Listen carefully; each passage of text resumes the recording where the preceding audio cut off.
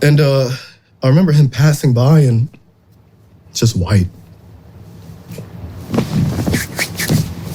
And like when we would take cover, we'd shout like, "Yeah, dude, hold your breath," you know? We'd have to go underwater to get him to safety. And yeah, he, you know, was out of it. Lost a lot of blood. We called for reinforcements, the Marines to come in, and they couldn't do it. You know, that's the bad thing. If you get hit in combat, the chances of you surviving are almost like nilch. Because think about it, they can't get you to surgery right away. And God knows how far you are from the nearest surgical location.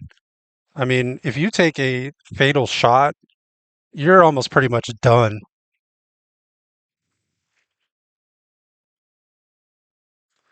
Burr says, like we said before, they train them to take orders without any hesitation, but they don't train them for what they are about to see.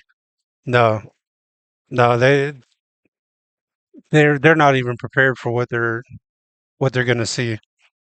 And some people, there's probably only one guy that I've seen that I've done a video on that he would be.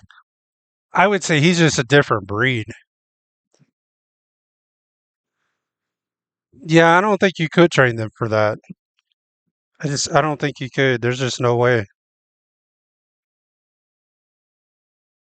Yeah, but everybody comes back scarred. Most of them do. If they're infantry, they see some shit. If they've been in combat, they've seen some stuff. They had to have more people, like I said, a brigade, and we were told that the best they could do was park their vehicles like a mile away, and we had to run to them.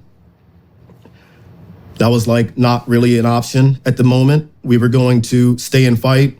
So we had the guys who, from my platoon, put speedballs together, ready to go, ammo and stuff like that. They were going to fly the helicopters in low, drop off the speedballs, and we were going to get it out and fight all night. Watch the medevac come in and provided cover for them. It was an old school like medevac with the big cross on the side. And watching the guys carry out the wounded and covering them, and stayed to fight. Had 210 bullets and had 6 when it was over. That was the initial call, was to remain overnight. Dude. Luckily, that wasn't the case. And as we were running low on ammo, I'll never forget the call. My first sergeant was like, "If you got a bayonet, if you got a knife, get ready." God dang, he had 216 bullets and 6 left when they were done. Holy shit. And get your knives and bayonets ready. Boy, these guys were close. We're going hand to hand if, these guys are going to overrun this compound. So in my mind, I'm like, you know what? I'm going to smoke a guy, get his AK, and fight with that. Yeah, he had 6 left. That's crazy. And if we go hand to hand, hey, Hodge is pretty small. We're good. So luckily that did not happen. We did make the decision to run out. Everybody was like timid, not timid. It was a rough day. Like hour 8, 9 at this point. Look, I don't care how bad you think you are, but until you're in that type of situation, you don't really know how you're going to react. Some people you think you're ready for combat until bullets start flying at you. Once they start flying at you, then you really see what everybody's capable of.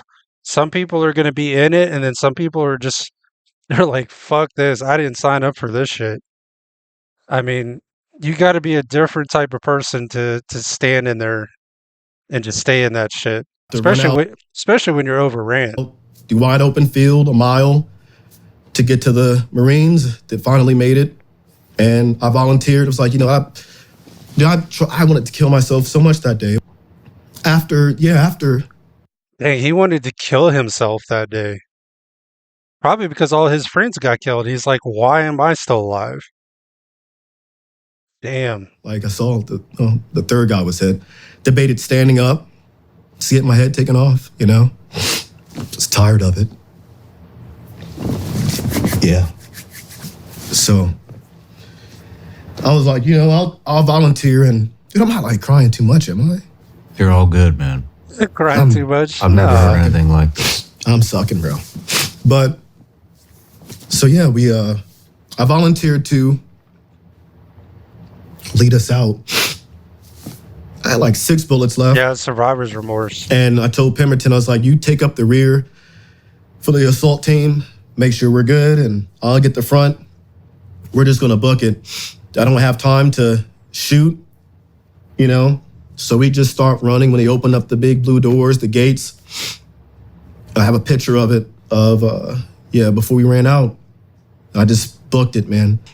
Doing the quick AAR when we got back, and I'm sitting next to a prisoner before we fly him out to where we have to fly him out to. And I'm sitting next to a prisoner, and I'm leaning up against my rucksack, and dude, I'm dozing off, and I do doze off, and I heard a clear as day, man, bullet snap past my head. So I wake up, Damn. I'm looking around, and I'm wondering, Can't even get no sleep. It got bullets flying by you. you know, why is no one else freaking out? You know, everyone's just pretty calm and chill, waiting for the helicopters to come in. I'm like, damn, that was not even a gunshot. I'm still hearing. Oh, he's still hearing the snaps. Like he's dozing off and like still hears that. Damn, that's crazy. Bullet snap, you know? And I knew I was like hurt after that. And then a few days later, yeah, cop died. The first hospital he went to, power went out. Oh shit. So they had to take him to another hospital.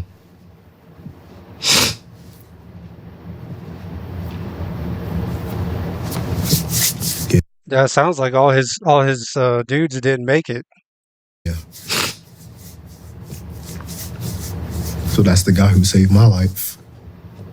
Oh, saved his life. I've never heard anything like that before. My bad, bro. Oh, man. Haven't talked about it like that in a while either.